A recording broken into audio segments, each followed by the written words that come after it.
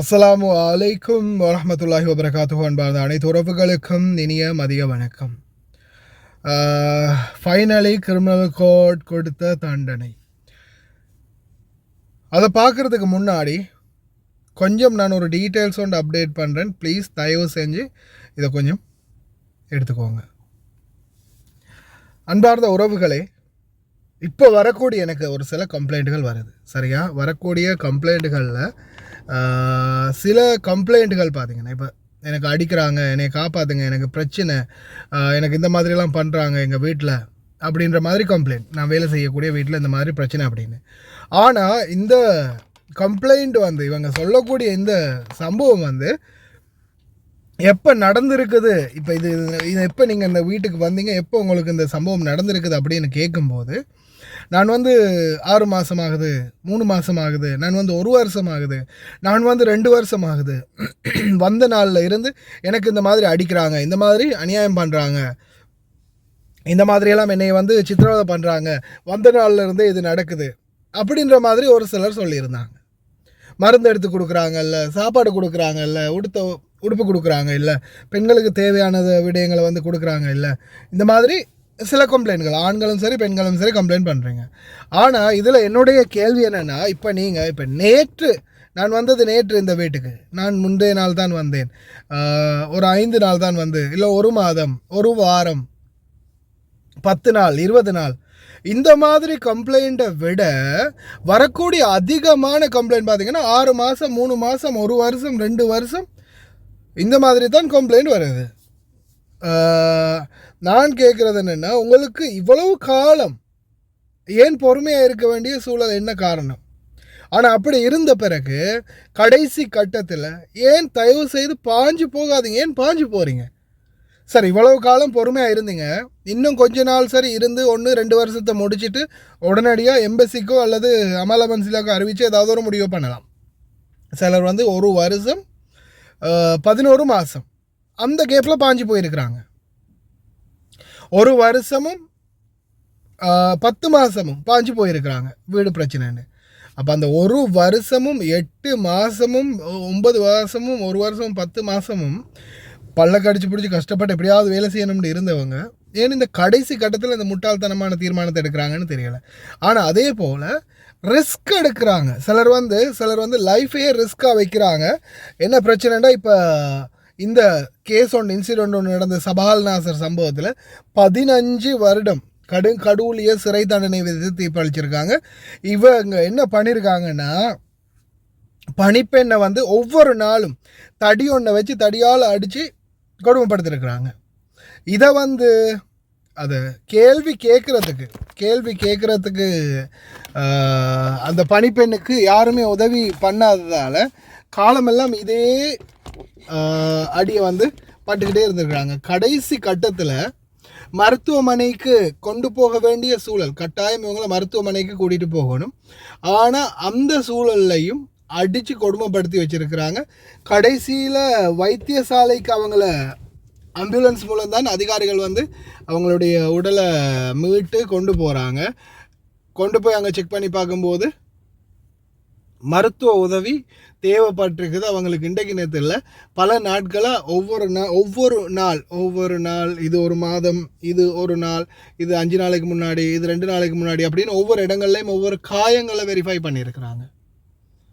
ஏன்னா இது வந்து இப்போதைக்கு இது வந்து தடுப்பு காவல் தான். 15 வருடம் கடூழிய சிறை தண்டனை. ஒருவேளை இன்னொரு 5 வருஷம் போகும்போதோ 10 வருஷம் போகும்போதோ, இல்லை இந்த கடூழிய சிறை தண்டனை முடிந்த பிறகு அவங்கள தூக்கிலிடுறதுக்கு வாய்ப்பு இருக்குது. ஆனால் இது என்ன நடந்துச்சு? இறந்த சடலத்தை கொண்டு போன பிறகு தான் தண்டனை கிடைச்சு. ஆனால் உசுரோடு இருக்கும்போதே நீங்கள் சம்பந்தப்பட்ட அதிகாரிகளுக்கோ, தூதரகத்துக்கோ, வெளிநாட்டு வேலைவாய்ப்பு பணியத்துக்கோ, ஏஜென்ட்டுக்கோ, இவங்க 3 பேராலையும், தூதரகத்தாலேயும் உதவி இல்லை, ஏஜென்ட்டாலேயும் உதவி இல்லை, இலங்கையில் வெளிநாட்டு வேலைவாய்ப்பு பணியகம், நாட்டில் இருக்கக்கூடிய அரசாங்கத்தாலேயும் எந்த ஒரு உதவியும் கிடைக்கலன்ற பட்சத்தில் நீங்கள் ஒரு வீடியோ எடுத்து உங்களுடைய சோஷியல் மீடியாவிலையாவது பதிவிடலாம், அல்ல இந்த சோஷியல் மீடியாவில் இருக்கக்கூடியவங்களுக்காவது அனுப்பலாம். அந்த வீடியோ மூலமாக பப்ளிஷ் பண்ணி சரி ஏதாவது ஒரு உதவிகள், உங்களுடைய நிலைமை என்ன அப்படின்றது இப்போதைய காலகட்டத்தில் உங்களுக்கு தெரியும். சோஷியல் மீடியாக்களில் வீடியோக்கள் பதிவிடப்பட்டால் உடனே ஆக்ஷன் எடுக்கிறாங்க. நிறைய பேர் வந்து சோஷியல் மீடியாவில் வீடியோ பப்ளிஷ் ஆகினதுமே கொஞ்சம் அது கோலுக்கு அடங்காதவங்க, நம்மளுடைய பேச்சுக்கு மதிக்காதவங்க, சோஷியல் மீடியாவில் வீடியோ விழுந்ததுமே உடனே துடிச்சு போய் வேலைகளை செய்கிறாங்க. அப்போ இந்த மாதிரியான சூழலில் நீங்கள் ஒன்று இந்த மாதிரியாவது ஏதாவது ஒரு முயற்சி எடுக்கலாம். ஆனால் இப்படியும் முயற்சி எடுக்காமல் இந்த மாதிரி ஒரு சோஷியல் மீடியாவிலையும் வீடியோ போடாமல், ஒரு சம்மந்தப்பட்ட அதிகாரிகளுக்கும் தெரிவிக்காமல், ஏஜெண்ட்டுக்கும் தெரிவிக்காமல், தூதரகத்துக்கும் தெரிவிக்காமல், காலமெல்லாம் அதே நிலைமையில் அங்கேயே இருக்கணும்னு நினச்சிட்டு பல்ல கடிச்சு பிடிச்சிட்டு இருப்போம்னு கடைசி வரைக்கும் குட்டுப்பட்டுக்கிட்டே குனிஞ்சே இருந்தீங்கன்னா கடைசி நாளில் உங்களுக்கும் இந்த மாதிரி உயிரை இழக்கக்கூடிய சந்தர்ப்பங்கள் வரலாம். அதால் தயவு செய்து அன்பார்ந்த உறவுகளே, என்ன பிரச்சனை இருந்தாலும் வீடுகளில் உடனடியாக சம்மந்தப்பட்ட அதிகாரிகளுக்கு தெரிவிங்க. அதே மாதிரி குடும்பங்களுக்கு சிலர் வந்து சொல்கிறாங்க, இல்லை நாட்டில் எனக்கு வந்து பீரோக்கு போய் கம்ப்ளைண்ட் பண்ண யாருமே இல்லை, அப்போ இவ்வளோ நாள் உழைச்ச காசு என்னம்மா பண்ணீங்க அப்படின்னு கேட்டால், அந்த அவங்களுக்கு அனுப்பினேன், இவங்களுக்கு அனுப்பினேன், அவருக்கு அனுப்பினேன், இவருக்கு அனுப்பினேன். சரி, அந்த இவங்களில் யாராவது ஒருத்தர் இவர் சரி ஒருத்தர் போயிட்டு பீரோவில் கம்ப்ளைண்ட் பண்ண முடியாதா? பிரச்சனைன்னதுக்கு அப்புறமா ஃபோன் அடித்து ஆன்சர் பண்ணுறாங்கல்ல. நாட்டில் இருக்கிற உண்மையிலேயே நாட்டிலையும் இந்த வெளிநாட்டுக்கு அனுப்பி இந்த வெளிநாடுகள்லேருந்து சம்பாதிச்சு அனுப்புகிற காசு இருக்கும் வரைக்கும் தான் அந்த காசு எடுக்கிறவங்களுக்கிட்டையும் நம்மளுக்கு இருக்கிற மரியாதை. அதே அந்த காசு அவங்களுக்கு கிடைக்காது, இனி இவங்களால் எந்த ஒரு பிரயோஜனமும் இல்லை, இவங்க மாட்டிக்கிட்டாங்க, இவங்களுக்கு பிரச்சனை, இனிமேல் இவங்களால் நம்மளுக்கு எந்த ஒரு லாபமும் இல்லை அப்படின்ற நிலைமை வந்ததுக்கு அப்புறமா நாட்டில் இருக்கிறவங்களும் கை கழுவி விட்டுடுறாங்க அப்படின்றது தான் ஒரு கவலைக்குரிய விடயம்.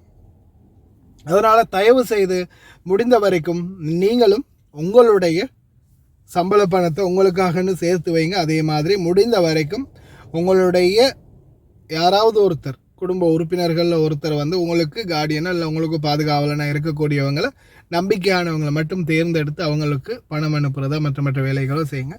கண்ட எல்லாருக்குமே அனுப்பி விட்டுட்டு கடைசியில் வாழ்க்கையை இழந்து போய் நிற்காதீங்க.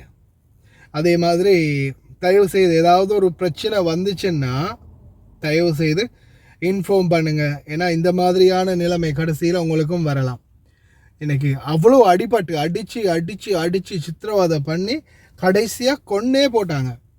அதுக்கப்புறமா மருத்துவர்கள் பரிசோதனை பண்ணும்போது சொன்ன விடயம்தான், ஒவ்வொரு காயங்கள், உடம்புல இருக்கக்கூடிய காயங்கள் பார்த்திங்கன்னா ஒவ்வொரு நாள், மாதம், வருடம் அப்படின்னு ஒவ்வொரு வேறுபட்டு இருந்திருக்குது. சொல்லி வேலை இல்லை. தயவு செய்து கவனம். முடிந்த வரைக்கும் உங்களுடைய உயிரை பாதுகாத்து கொள்வது உங்கள் கையில் இருக்குது.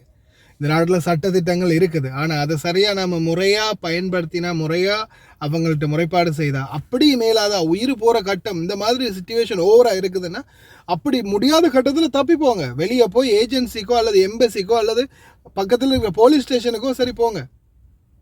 அந்த மாதிரி ஒரு சூழல் வந்துச்சுன்னா, ரொம்ப ரிஸ்கியான சூழலில் இருந்துச்சுன்னா உசுரை விட வேண்டிய அவசியம் இல்லை. தயவு செய்து சிந்தித்து செயல்படுங்க மக்களே. எல்லாம் வல்ல இறைவன் அனைவரையும் பாதுகாக்கட்டும்.